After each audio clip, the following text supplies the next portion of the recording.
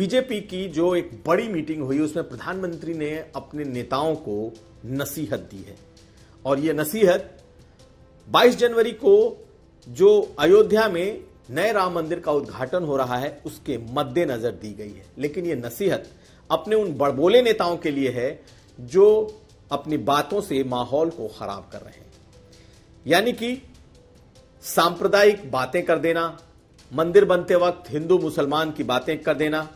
इसकी वजह से देश भर में अगर किसी भी तरह का कोई नफरती माहौल पैदा होता है तो फिर इसकी जिम्मेदारी कौन उठाएगा। आज प्रधानमंत्री मोदी ने अपने नेताओं के साथ मीटिंग में इस बात को रखा कि कोई भी आपत्तिजनक बयान अपने नेता की तरफ से न दिए जाएं, किसी भी तरह का कोई अग्रेशन नहीं दिखाया जाए, इस तरह की बातें ना हो जिससे दूसरों को चोट पहुंचे।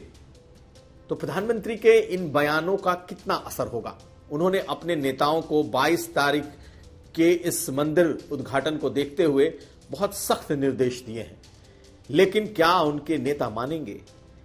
जब विपक्ष के नेताओं से हमने आज बात की तो उनका मानना है कि उनकी मंत्रिमंडल में ऐसे लोग हैं जो उनके बोलने के बावजूद बयान दे रहे हैं। प्रधानमंत्री ऐसे लोगों के खिलाफ कौन सी कार्रवाई करेंगे।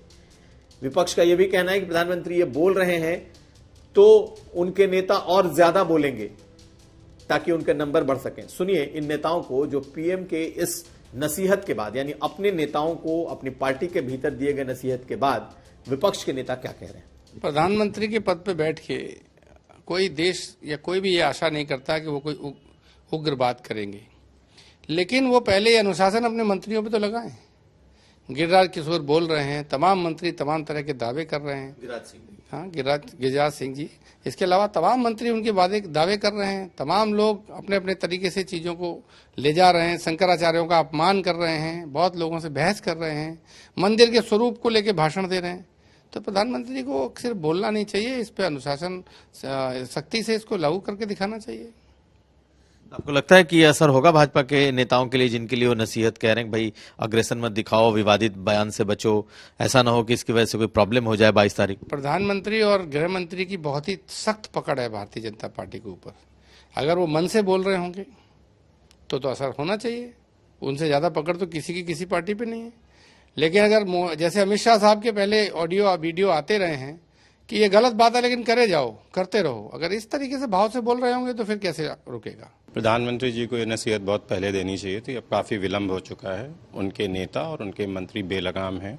संवैधानिक पदों पर बैठे होने के बावजूद वो इस बात को नहीं ध्यान देते हैं कि क्या बोलना चाहिए। और कई बार प्रधानमंत्री जी खुद और गृह मंत्री जी खुद जब अपने बातों पे, अपने वक्तव्य पर कमांड नहीं रख पाते हैं तो वो नीचे अपने मंत्रियों को क्या सलाह देंगे। उनकी बातों का कितना असर पड़ेगा आपको लगता है अगर उन्होंने कहा है। नहीं, उन्होंने अगर कहा है, जैसे मैं अगर कहूं कि उन्होंने अगर वाकई में सही में कहा होगा और सही उसके निहितार्थ होंगे तो शायद असर हो, और वरना मुझे नहीं दिखता कि इसका कोई असर होगा। वो चाहते हैं कि प्राण प्रतिष्ठा से पहले प्रदेश में उन्माद फैले, कोई ऐसी बात हो, कोई ऐसा रिएक्शन आए कि उनको इसका माइलेज मिले। मैं तो ये चाहूंगा कि जितने भी अन्य दलों के लोग हैं वो जरूर संयम रखें, क्योंकि भारतीय जनता पार्टी का इसी में स्वार्थ है कि कोई वो ऐसी बात करें, उस पर कोई रिएक्शन आए और उसको वो पोलराइज करें।